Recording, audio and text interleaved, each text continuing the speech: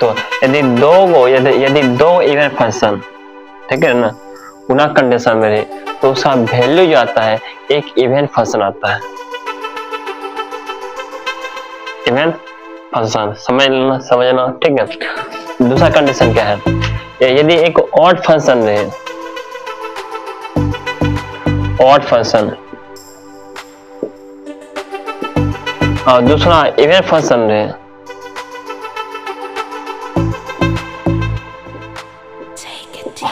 ठीक है, दूसरा क्या हो, इवन फंक्शन हो, तो उसका वैल्यू हमेशा ऑड फंक्शन आता है। क्या कहते हैं, ऑड फंक्शन।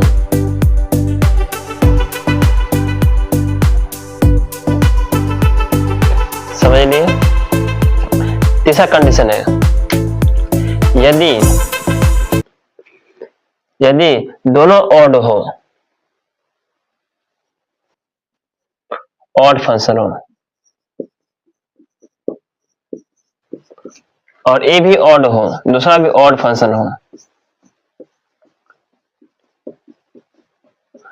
उसका वैल्यू हमेशा इवन फंक्शन आता है।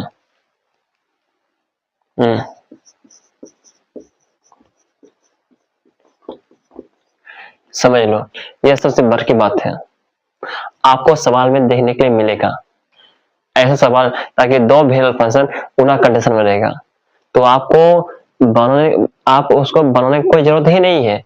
जैसे आप सवाल देखिएगा तैसे ही आपका उसका आंसर दे दीजिएगा, ठीक है।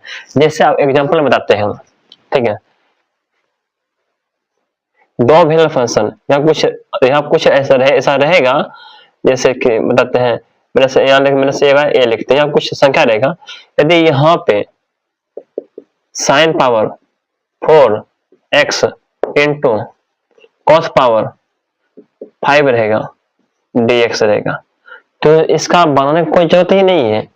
ऑड फंक्शन और इवन फंक्शन का समझने सबसे बड़ा तरीका यह है कि यदि किसी वेरिएबल पावर यदि सम संख्या आ जाए, क्या जाए, सम संख्या, यदि सम संख्या पावर आ जाए तो समझना यह इवन फंक्शन है, ठीक है। यदि किसी वेरिएबल पावर यदि विषम संख्या आ जाए तो समझना यह ऑड फंक्शन है। क्या है, ऑड फंक्शन, ठीक है। आप समझो, इवन फंक्शन और ऑड फंक्शन क्या होता है। इवन फंक्शन कहां पर, इवन फंक्शन है और ऑड फंक्शन, इसका वैल्यू ऑड फंक्शन आता है, ठीक है। तो इसका सीधा आंसर हो जाएगा 0। बात समझ पा रहे होंगे, तो इसका आंसर सीधा आपको 0 दे देना है। और दूसरा बात यह है